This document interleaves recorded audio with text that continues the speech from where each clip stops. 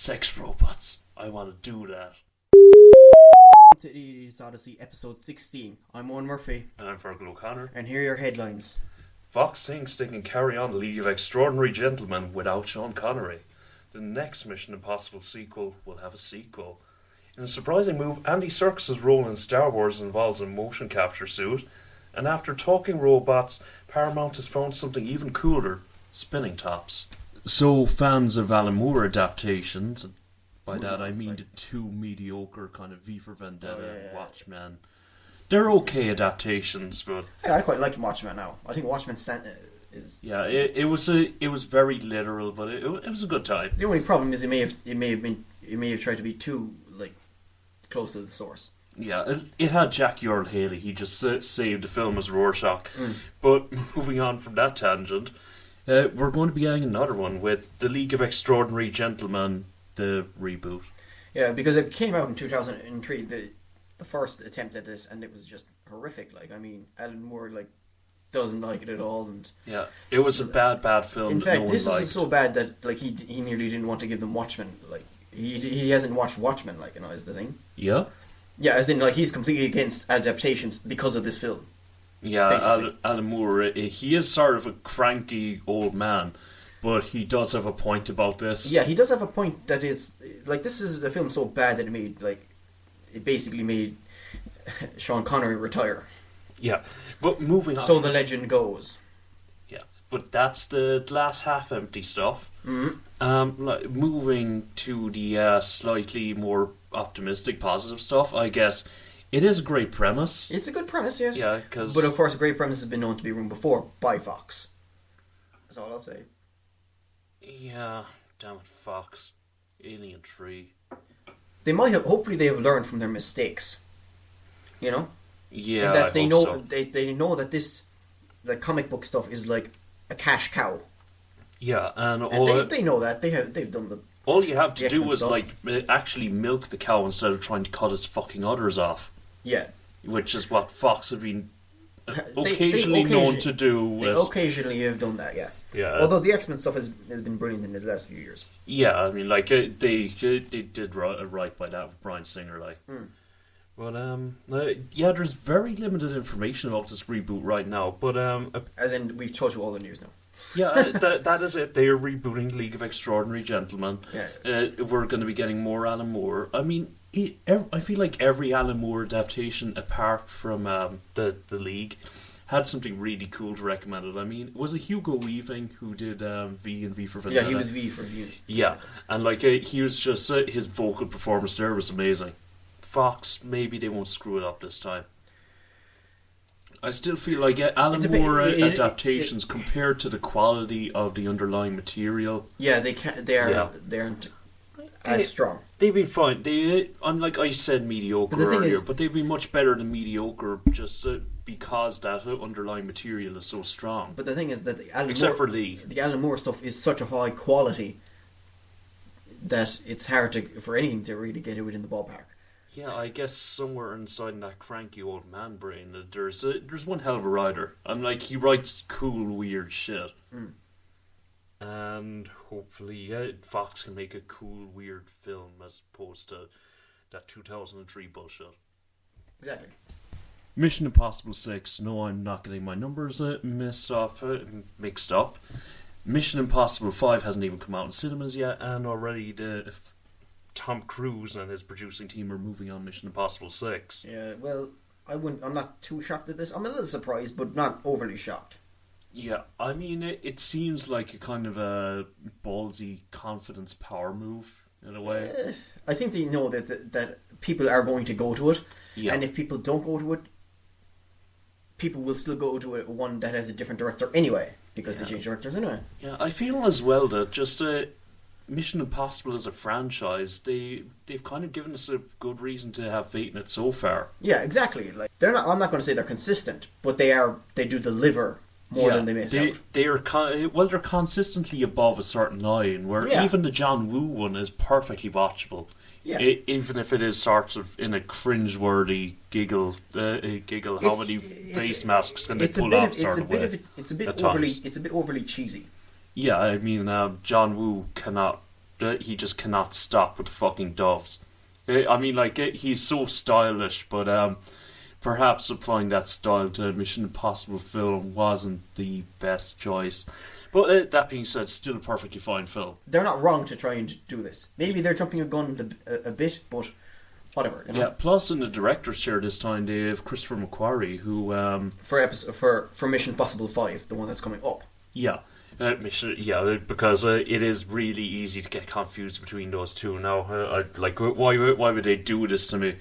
But like, he's directed Jack Reacher. Yeah. He wrote The Usual Suspects. Yeah. Like, Christopher McQuarrie is something of a beast, and I guess the studio feels so as well, especially since they've seen the film by now, I imagine.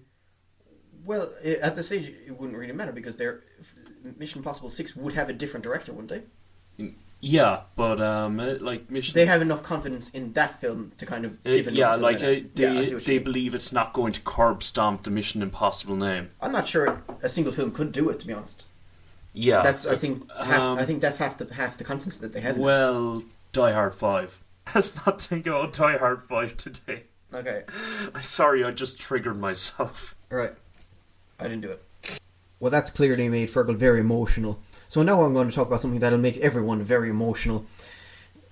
The Andy Serkis' character in Star Wars Episode 7 has been given a name and a thing. Apparently he's going to be CGI motion captured, and the name is Supreme Leader Snog.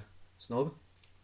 Snoke? Snooky? Snooky? No! But, like... It's certainly an interesting name anyway. Snoke will call it for the sake of argument, right? Yeah. And, well, my initial thought, right, was obviously this is a bit of a name, but I'm assuming that he won't be just called Snoke the entire time, right? But also, there was a question, right, whether or not he'd be good guy or bad guy, right? And the thing is that he was talking about the Force and the Force Awakening and all that in the trailer. Yeah. You'd be assuming that he was either a Jedi or he was a Sith. Yeah. Now, with the name like Supreme Leader Snoke, I'd be tempted to say he's probably a Sith if he's one of those two, because Jedi don't tend to give themselves Supreme Leader statuses. Well, I don't know. Fair logic. It's fair logic, yeah, but... that's all I got to go in, to be fair. Like, that's...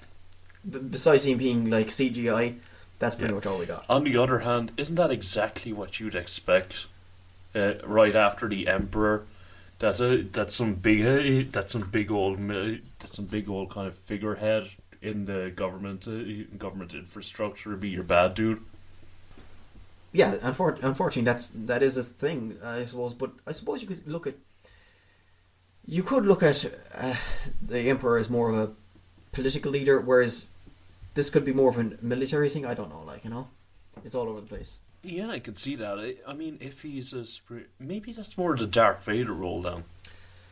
Maybe to be honest, I just think the name Supreme Leader Snog, it sounds like a Sith thing, or it doesn't sound like a Jedi would not give themselves the title of Supreme Leader Snog. They would refuse that. Well, at the same time, it's not impossible that he's not a Jedi or a Sith. Yeah, I mean... it's just that's what the trailer made it sound like. Yeah, I mean, like, putting all that aside, I think Andy Serkis is kind of born to play a villain. Yeah, I mean, since Gollum, I don't think he's played really a villain. Yeah. Outside of Ulysses Claw. Oh, yeah. In Age of Ultron. Yeah. But that wasn't CGI, so... Yeah. And it was a cameo, so I don't know. He'll be back. But, this is the Andy Serkis story for this week. I guess, there is one thing. Mm. And it's just like, you've got all these planetary leaders, right? Like, yes. Maybe, like, Supreme Leader is just a title that he didn't give himself, but it's just like this idea that this person isn't just the leader, he's the Supreme Leader. As in the leader of leaders? Yeah.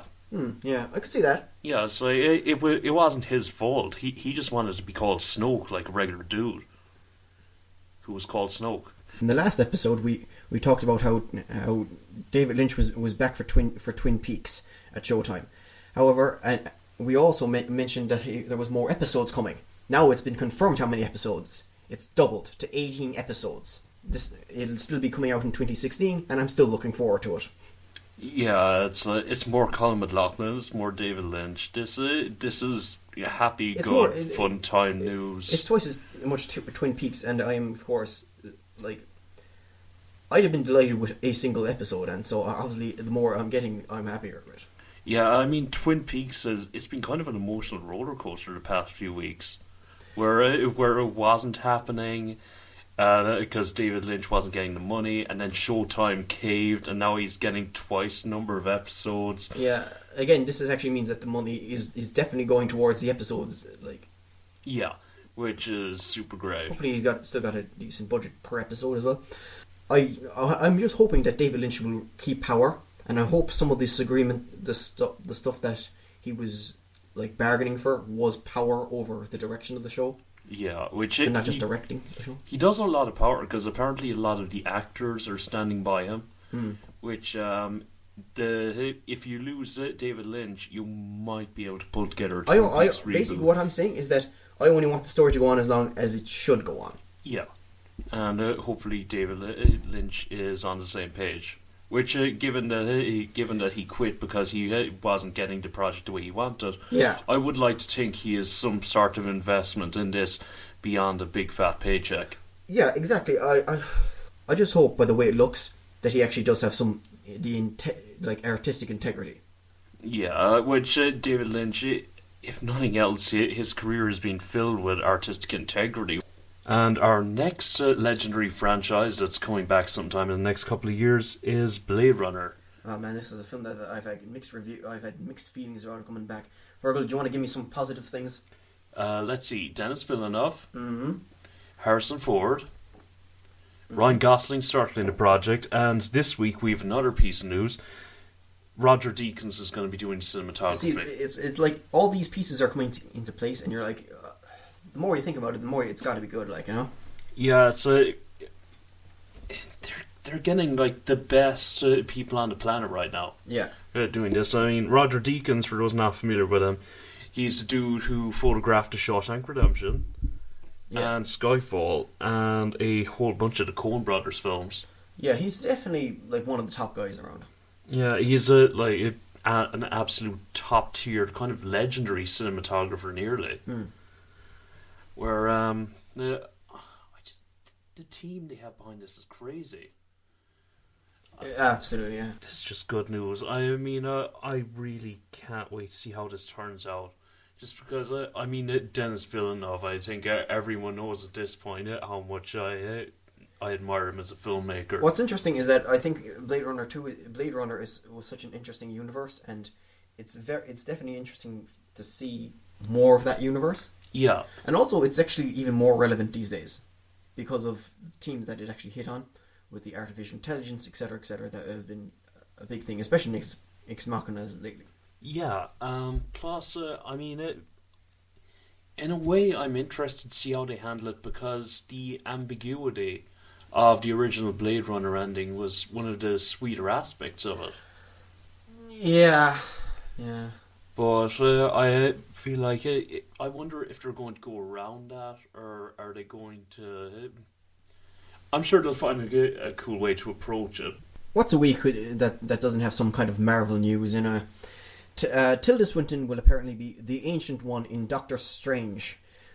The Ancient One is like a Tibetan mystic who's basically the mentor and origin for Doctor Strange's abilities, which is like it's basically magic powers, right? Yeah.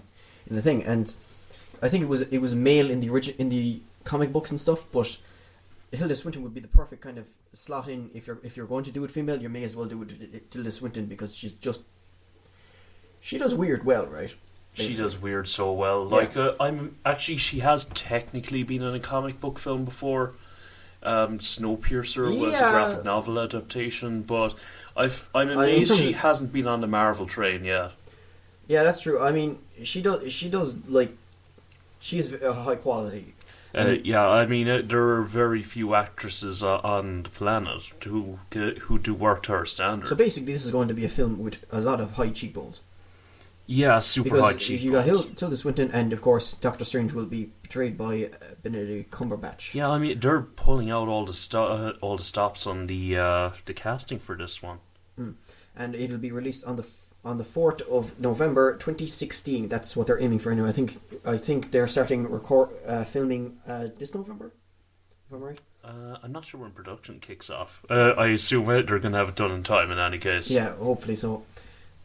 Otherwise, they'll just change the date. Yeah. They're not going to just show it up. Although, does that put it into one of the Star Wars danger zones, where I know a lot of the Star Wars films are releasing around then? Keep in mind that Marvel own Disney, and Marvel are part of Disney, and Star Wars are part of Disney. They obviously won't step on their own toes. Yeah, I guess so. Yeah, it's going to be fine. I imagine they probably will. Everyone's in the firing zone because Star Wars is everywhere. Yeah, plus if it's horrible, they can just push it further into the Star Wars zone and just kind of sweep it under the Star Wars carpet. They'll be able to move stuff around, but I think a month gaps between the films are actually a month and a half would probably be sufficient. I think. Yeah, plus I'm like, they're giving Tilda Swinton like an excuse to do super weird. This is going to be fine. The question is, I'm not sure how big a thing this will be, as in how much a priority it'll be. Because I think it's just a case of introducing Doctor Strange into this universe. Because I'm not sure how much a following Doctor Strange actually has. Yeah, no, neither am I, to be frank. But still, if they're giving him his own film, and there's no doubt about it, because Cumberbatch is a major character. Yeah, he's a major player in Hollywood. And meanwhile, as the Marvel films were hiring Benedict Cumberbatch and Tilda Swinton, DC were hiring Jaden Smith to play the lead in Static Shock, at least according to rumours. Whoa, I thought that was a nightmare I had. Potentially it could be, because the only source on this is an actor from The Walking Dead, but he seemed pretty sure about it. That Jaden Smith, Tyler Jesse Williams... Oh, right. Yeah, it was like Jaden Smith is going to be playing Static Shock. He's kind of one of the more obscure DC characters, really. I mean, he got his own cartoon, I guess, so there is a certain amount of brand penetration. He's there in the back of my head somewhere. There was a comic, there was an animated show that came out around the same time. I think Batman Beyond or Batman of the Future was around. And I think there was like there was actually crossover between Batman of the Future or Batman Beyond, whatever you want to call it. There was, I think. Static Shock and the actual the animated Justice League. Yeah, if I remember correctly. When I say that, I mean I watched it in the last year because I'm just that lazy. Yeah, but like Static Shock was I think it's perfectly fine. It doesn't inspire a particular amount of confidence that they're hiring I'm kind of surprised that they're pushing that. Yeah, well, it is an interesting. It's a different superhero. I mean, but of course, the thing is, when I think when Will Smith was originally announced as Deadshot, my initial thing is, oh damn, doesn't Deadshot like have a son in it? And does that mean they're going to put Jaden Smith as like Deadshot Junior or something? And it turns out no, they just gave him his own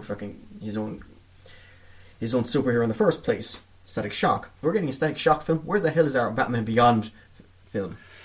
That is exactly what I thought, yeah. It's like, can't we have Batman Beyond or the Dark Knight Returns, like one of the future Batmans? Like, because... of course, they could always end up doing that, Yeah, I know that...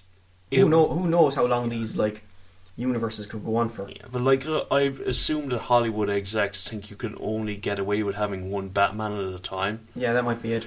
Yeah, but I'd love to see that take on, grumpy old Bruce Wayne.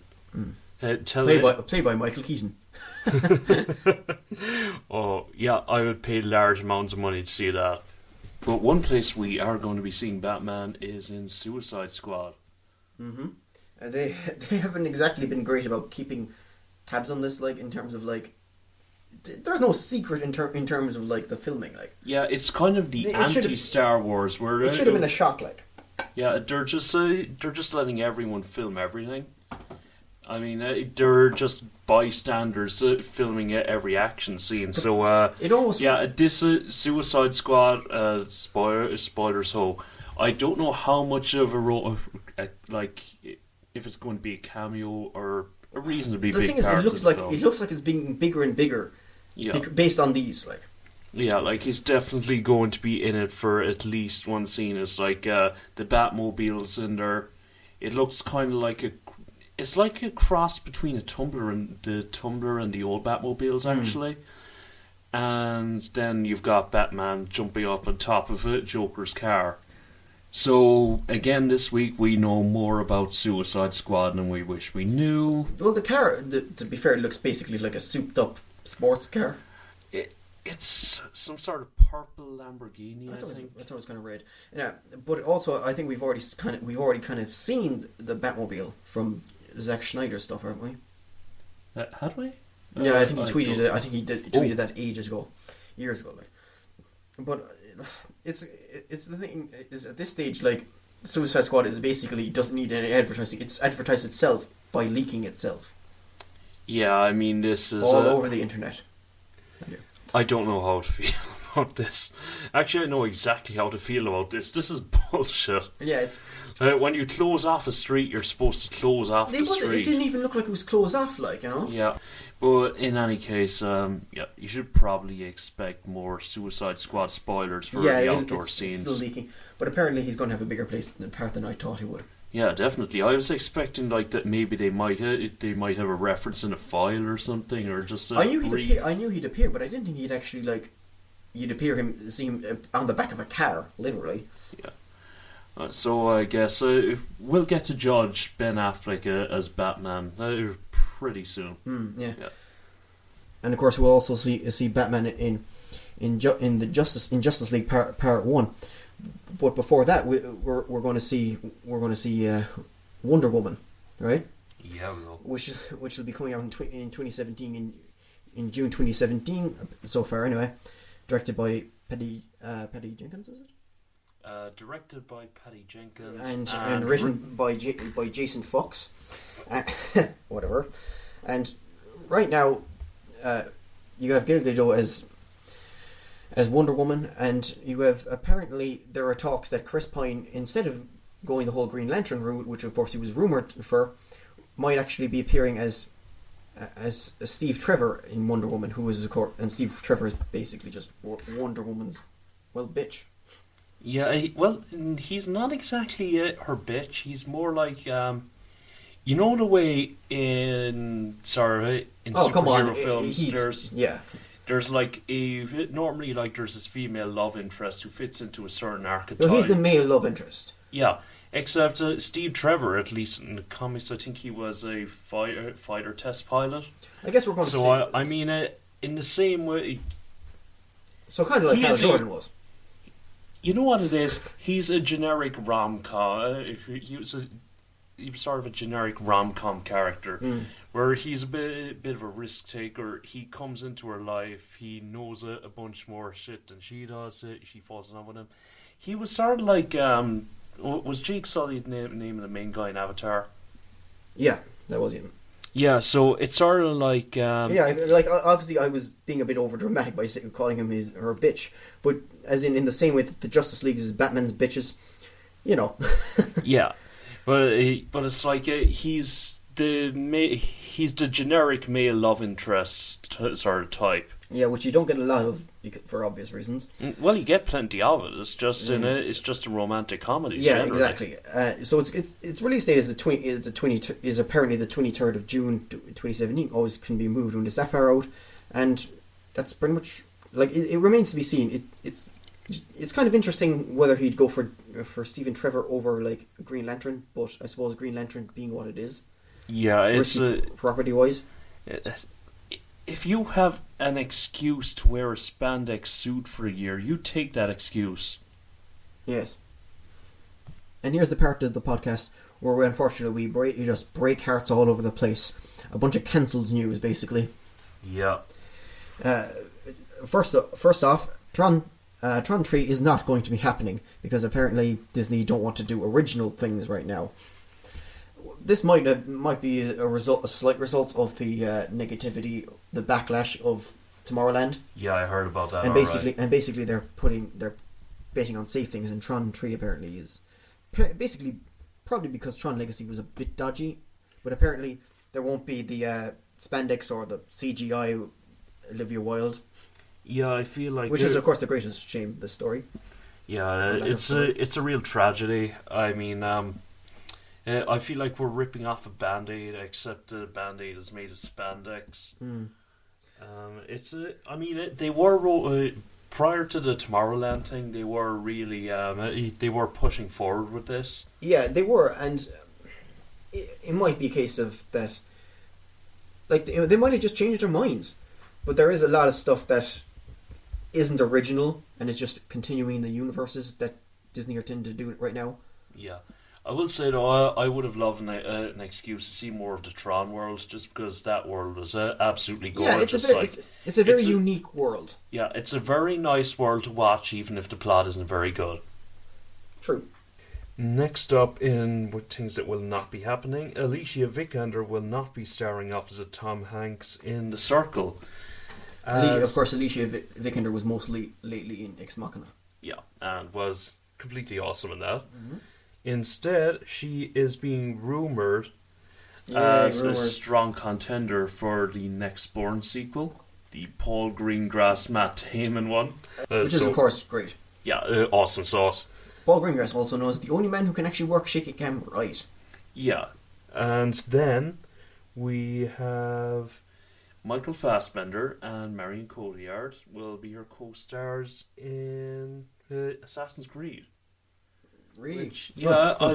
I'm interested in how that turns out. Next up, in Glass Half Empty news, Channing Tatum is having trouble finding a director for Gambit, but only because he is insanely high standards. He's aiming a bit higher than you would expect for Gambit, but at the same time, Yeah, so far he has asked and apparently been turned down by Darren Aronofsky, Bennett Miller, J.C. Shander, and Garrett Evans. It's a serious list, but at the same time, apparently he's got the similar attitude that I have looking for work. Yeah.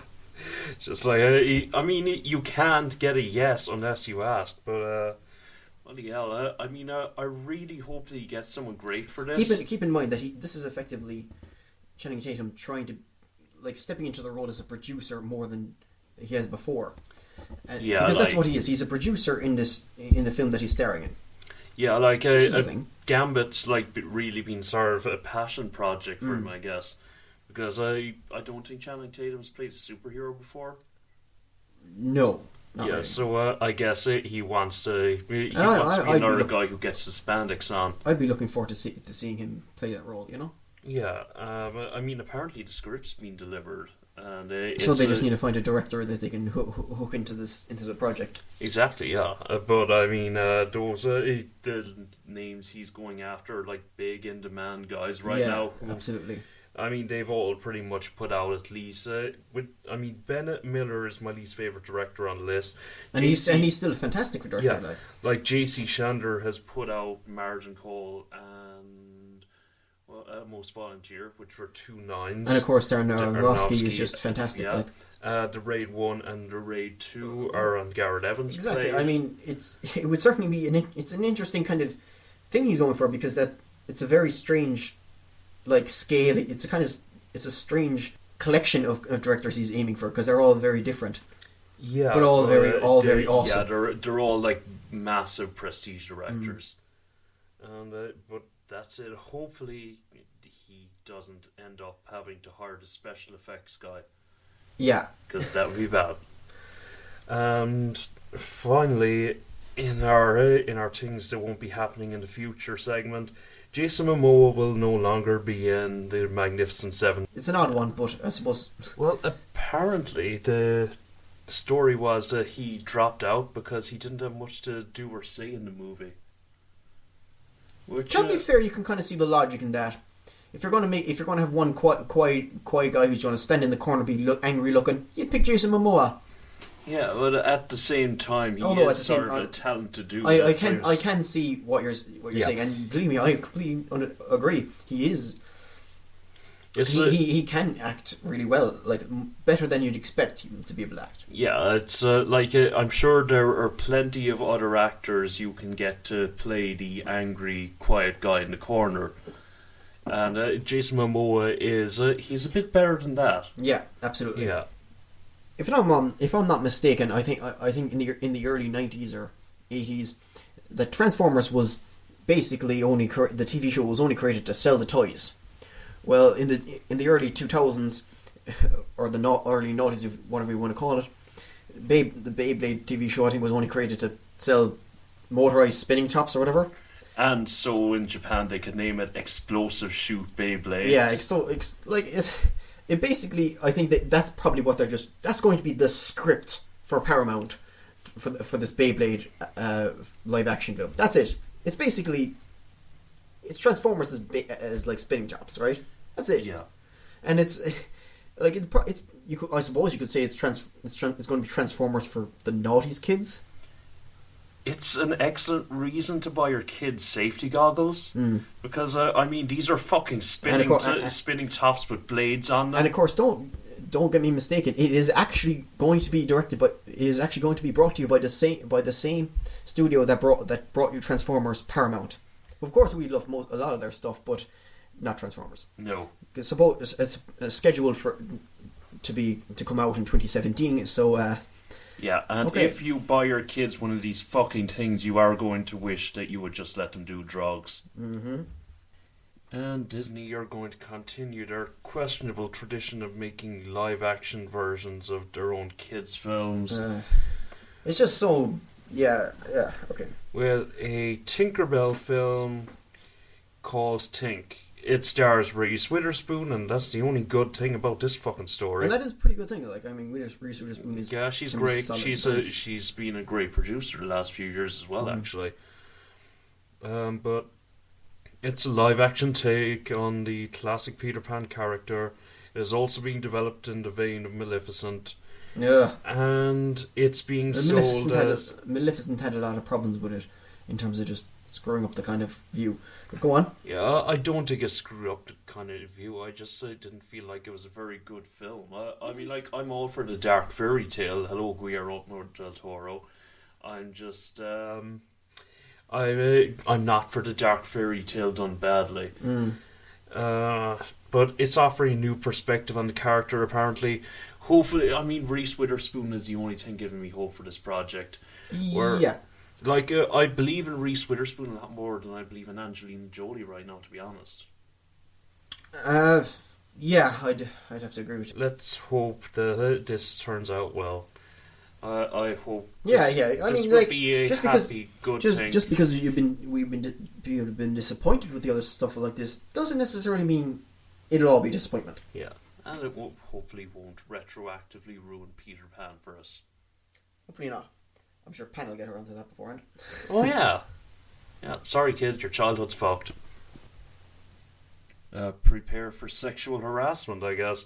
Greg Kinnear is going to be playing Joe Biden in HBO's Confirmation, which is all about Joe Biden's presiding over the Anita Hill hearings, which were the sexual harassment hearings of then Supreme Court Justice nominee Clarence Thomas. This sounds like a very talky film. Yeah, it seems super talky. I'm amazed that they're making a film with the incumbent vice president as a character. Yeah, that's true. I suppose. Yeah. But apparently, who's directing it? Sorry. I don't think we have a director yet. I think it's a miniseries. Oh, right. Yeah. Well, interesting.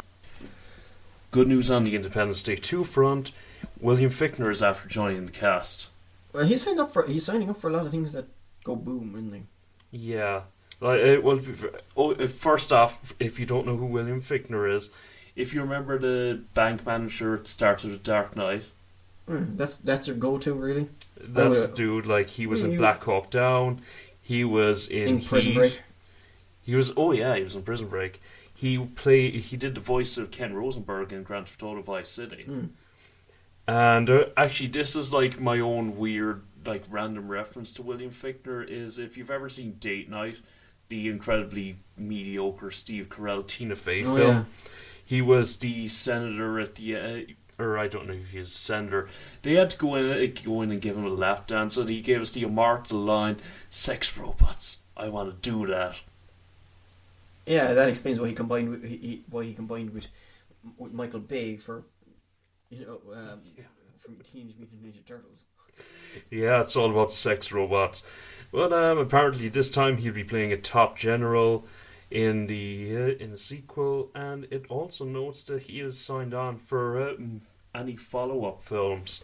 Well, I'm not surprised by this because I think they were supposed to be like finishing off a trilogy of stuff. Yeah. Keep in mind that they're also supposed to, that Roland Emmerich would actually be directing like not only the Stargate reboot but also like follow up 2 to that. Yeah. So he's going to be doing that with Independence Day as well. So that's all that thing, you know. Yeah, it's kind of he's got a lot on his plate right now. He's I guess basically bringing the '90s back, like, to himself. He's going back along his old stuff, and apparently, William Fincher is one of the guys he's picking up along the way. Yep. So, but it's the first. There's been a few kind of quiet spots of light in the Independence Day 2 news. This is one of them. Absolutely. Yeah. And this is a little tidbit for Arrow fans out there.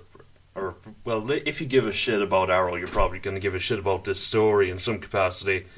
Apparently, Harley Quinn was going to have a much larger role in Arrow until the whole Suicide Squad film thing happened. During a recent interview with MCM London, Willa Holland said that apparently they had big plans for Harley, but something came down from the DC and they had to shut it down. Yeah. Which was Harley Quinn. There was actually a little tease scene where you saw the character from behind. I don't know how that ended up like that. Not like that. I think it was just possibly so they couldn't show the character face. But yeah, it's definitely so they didn't have to show the character's face. But then they heavily hint as Harley Quinn when she says that I can help. I'm a psychiatrist. Yeah. But apart from that one cameo, they had to kind of scale back on the Harley Quinn thing, and she got replaced by Cupid later on in the Suicide Squad. So I guess that's one of the dangers of cross property pollination or whatever you want to call it. Well, the thing is, it's just a case of that. Unlike Marvel, which are all technically in the same universe, where the DC and TV and DC film apparently are 2 different things.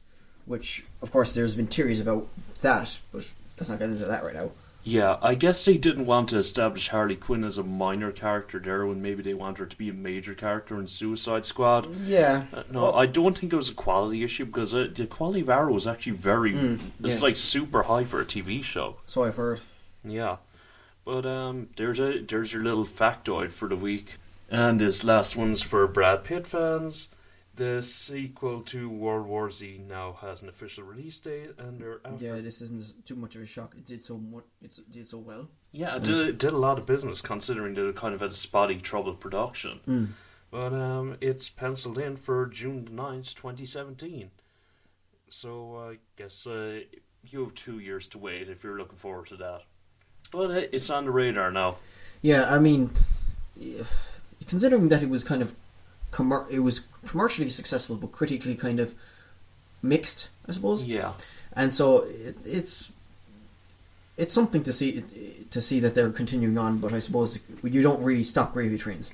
Yeah, definitely not. I mean, I came out of World War Z and my reaction to the film was sort of like, well, that film was pretty okay, I guess. Yeah, I mean, it was better than average, like, you know. Yeah, at the end of the day, it was a pretty solid film. Yeah, it was a totally solid film, and that is the nicest thing you can say about it. I'll admit the ending kind of irked me more than I'd like to imagine. Yeah,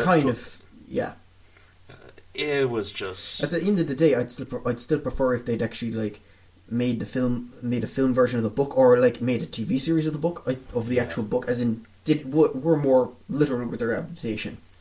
Well, I suppose it was the Hollywood thing. We've got a name, let's slap it on something and put Brad Pitt in it. Yeah, that's it's less of a World War Z film and more of a Brad Pitt zombie film. Yeah, but it was solid. Yeah. And another news about titles, Star Trek 3 has been given a title, and it's going to be called Star Trek Beyond, and it's still due to be released on the 8th of July 2016. Directed by Justin Ling, and of course written and edited, I think, by Simon Pegg, who apparently recently said that they had cut it down from being 180 pages long to being 135 pages long, I think. Yeah, because 180 pages is a completely unacceptable length for a script. Yeah, but if I were to hedge my bets, I would say that it's probably got the whole Beyond has probably got something to do with the 5-year journey. Beyond. It's not a bad title, like, to be fair. Yeah, it's fine. So, it's a name. So, yeah, if I were to say something, it's probably got something to do with the whole journey. Like, I feel like on a name scale, it's really more of like a Jim or Bob than like a Prince Metalocalypse. Yeah, there's nothing wrong with it, but there's nothing spectacular about it either. And now, trailer time. There were three major trailers released, and the first one anyway, American Ultra. I wasn't expecting it to be like this, and like Jesse Eisenberg and Kristen Stewart were like, I just assumed it was just going to be the stoner on the run from the government. I didn't expect him to be a damn, spoilers by the way, a damn sleeper agent, you know. And it was actually quite much better than I thought, you know, trailer wise. Yeah, I liked it. I mean, it's written by Max Landis, the dude who wrote Chronicle, and I follow some of his stuff on YouTube. It seems right in his wheelhouse. Well, the only issue is that, of course, it could be one of these things that they've given away all their best points or something, but it didn't feel like that in the trailer. I don't think so. I should hope not. It was definitely a definitely enjoyable trailer, and I'd be, you know, hopeful for the film, you know? Yeah, I liked it. They had some nice kind of trailer moments, at least, you know. Yeah, it was fast, funny, and, you know, and it's still got the release date of the 21st of August, I should say, 2015, and, you know, it looked pretty enjoyable. Plus, it's getting Kristen Stewart and Jesse Eisenberg back together after Adventureland. Yeah, and Kristen Stewart at least looked bearable in this film. Yeah, of course, it's hard to tell, you know, they are only trailers. Yeah, but altogether, like, their chemistry in Adventureland was actually pretty solid. Exactly. So, yeah, quietly optimistic for this one. And another trailer news, Black Mass, which is the Whitey Bulger film starring Johnny Depp, has also got its release, and this is another trailer that looked pretty decent, actually, you know. Johnny Depp is the least annoying he has been in fucking years. And basically it's based on the true story of a gang leader from a very notorious gang leader, the infamous Whitey Bulger, who was also kind of the inspiration for The Departed. Yeah, and exactly, and it's a pretty solid trailer. But more than that, it's actually the cast that I didn't realize it had, because it's got Johnny Depp and it's got Joel Edgerton, yeah, and Dakota Johnson and Benedict Cumberbatch. You know, it's more than just it's a very good. They've got a terrific ensemble here. But beyond that, I mean, seeing Johnny Depp and actually like not wanting to turn the trailer off was a new experience for me. He wasn't in a Burton film. He wasn't a pirate, so that's unique. Yeah. It was like he wasn't playing a normal dude by any stretch of the imagination, but I feel like this was playing in reality, you know. Yeah, this was the sort of role where Johnny Depp sort of mugging for the camera and weirdness actually works with him rather than being completely annoying. And of course, it's still got the release date of the 15th of September this year. Yeah.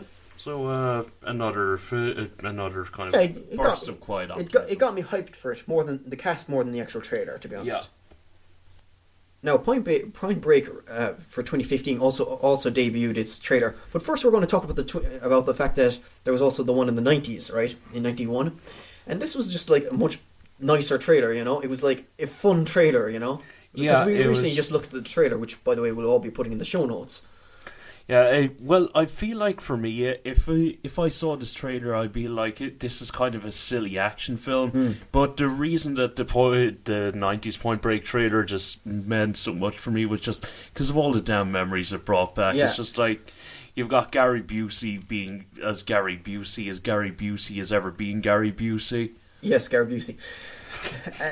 It's just overall, it's just a fun trailer to watch, and because it's a fun film, right? Yeah. Plus, like those little those 90s fades where fades and like titles where where they clearly had just discovered that they could do cool stuff with computers for trailers. Yeah, it was just it was a little before Microsoft Word ruined everything with clip art.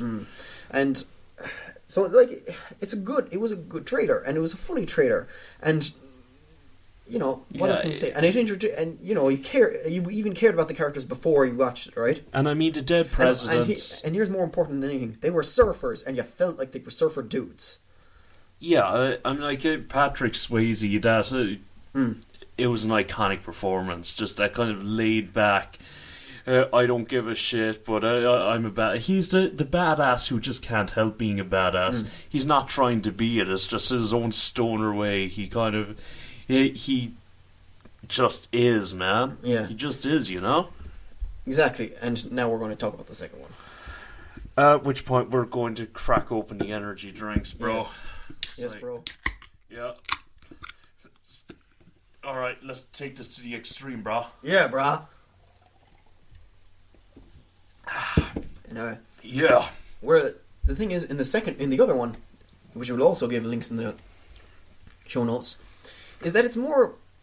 The thing is, they turn from being surfers to being surfer dudes to being, well, extreme sport douches. Yeah, man, it's like they're just going totally military on this one, you know. It's like there's a certain military, and there's just as in it's kind of like hint. There's like if you took Point Break and you removed a bit of the fun from it, and you shoved in bits of inspiration of Inception, Wham. A bit of take, and seriously, what was that like? You know, yeah. And you and sprinkled in a chunk of Fast and the Furious. That's what you got. Yeah, it wasn't even a chunk of the Fast and Furious. I mean, this thing, bro, it's like they took Fast 1 through 7 and crammed them all together, and they just crammed all the ass from that into one shot in this film. Exactly, bro. Yeah, and it just doesn't feel as fun. But it's still, at the same time, I'm still going to watch it because it still looks like it has a lot of cool action pieces. I mean, like, you know? It's a really pretty film. And, I mean, like, it's got some bitchin' music. It's no Linkin Park, but, It basically, that's the problem. It tries to, like, Linkin Park all up in, like, the original one's area, you know?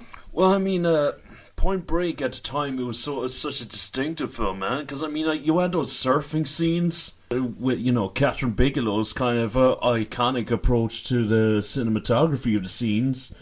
Plus, you had Gary Busey giving a completely classy performance. You had Keanu Reeves saying "whoa" a lot. I feel like it was a very inspiring film for me, like that. The problem is, I watched the first one and the first trailer, and I was like, "Oh man, that's kind of fun." And then I watched the other one, and I was like, "Oh god!"